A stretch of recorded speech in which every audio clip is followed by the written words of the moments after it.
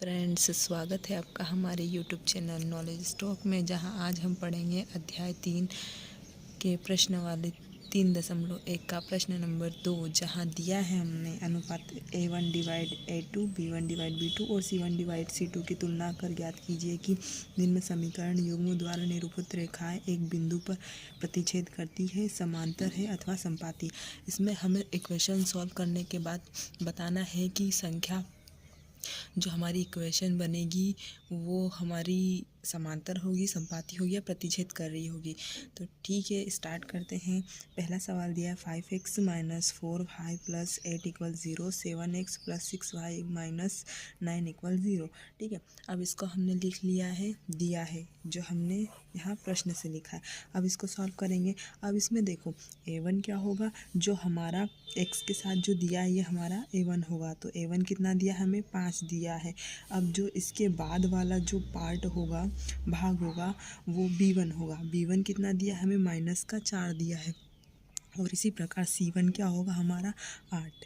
अब इसी प्रकार हम दूसरी इक्वेशन से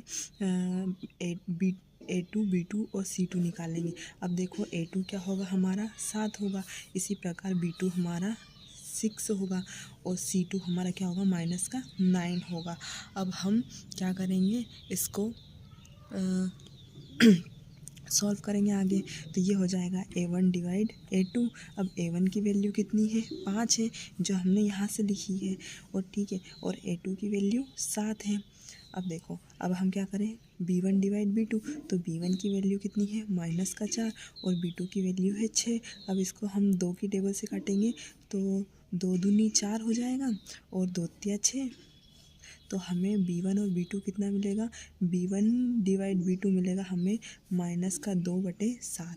अब हम आगे C1 को सॉल्व नहीं करेंगे। अगर हम C1 को सॉल्व करते हैं तो C1 डिवाइड C2, C1 की वैल्यू 8 होगी और C2 की वैल्यू माइनस की 9।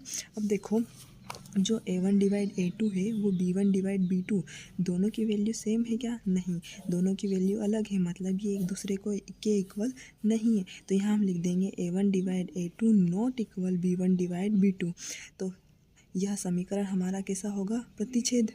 तो अतः समीकरण द्वारा निरूपित रेखाएं बिंदु पर क्या होगी, प्रतिच्छेद। प्रतिच्छेद कैसा होता है, मतलब एक अक्ष है जिस पर 2 रेखाएं एक दूसरे को काटती है। अब उसी प्रकार हम अगला सवाल करेंगे। अब दूसरा सवाल दिया है 9x plus 3y plus 12 equal 0, 18x plus 6y plus 24 equal 0 दिया है करके हमने वही इक्वेशन फिर से लिख ली है। अब यहाँ से हम फिर से A1 निकालेंगे। अब A1 क्या होगा, हमारा 9। इसी प्रकार B1 क्या होगा, हमारा 3 और C1 क्या होगा, हमारा 12।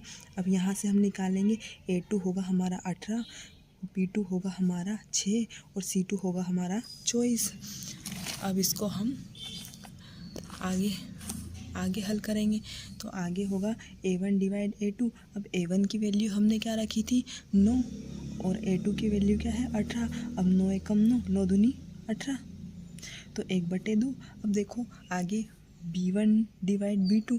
अब B1 डिवाइड B2 है तो B1 की वैल्यू कितनी है, 3, और B2 की वैल्यू 6। तो 3 एकम 3 और 3 दूनी 6। अब B1 और डिवाइड B2 की वैल्यू भी 1/2 मिली है।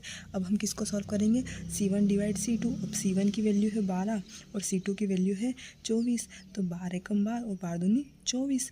तो देखो A1 divide A2, B1 divide B2 और C1 डिवाइड C2 तीनों की वैल्यू सेम है, मतलब ये एक दूसरे के इक्वल है। तो यहाँ हम लिख लेंगे A1 divide A2 equal B1 divide B2 equal C1 divide C2। अतः समीकरण द्वारा निरूपित रेखाएं कैसी होगी, संपाती होगी, मतलब तीनों इक्वल है तो संपाती होगी। अगर A1 डिवाइड A2 है और A1 divide A2 not equal होगी B1 डिवाइड B2, तो वो हमारी रेखा कैसी होगी, प्रतिच्छेद करेगी। अब हमें तीसरी कंडीशन क्या दे रखी है, समांतर। अब समांतर कैसी होगी तो उसको देखते हैं आगे। तो 6x minus 3y plus 10 equal 0, 2x minus y plus 9 equal 0। ठीक है, अब यहाँ से हम A1 की वैल्यू रखेंगे। A1 की वैल्यू कितनी है, 6 हमारे पास। B1 की वैल्यू है -3 और C1 की वैल्यू कितनी हमारे पास, 10। तो इसी प्रकार A2 की वैल्यू है 2 और B2 की वैल्यू -1 कैसे, यहाँ पर y के साथ में कुछ नहीं तो हम क्या मान लेते हैं 1, तो b2 की वैल्यू है -1 और c2 की वैल्यू है 9। अब देखो, अब हम रखेंगे a1 डिवाइड a2। अब a1 की वैल्यू कितनी है 6 और a2 की वैल्यू है 2, 2 या 6, मतलब इसकी a1 डिवाइड a2 कितना मिला हमें 3 मिला है। अब b1 डिवाइड b2 इक्वल, अब b1 की वैल्यू कितनी है हमारे पास -3 और b2 की वैल्यू है -1। अब माइनस से माइनस कट गया तो यहाँ कितना बचा है 3, तो b1 डिवाइड b2 भी कितना आया 3।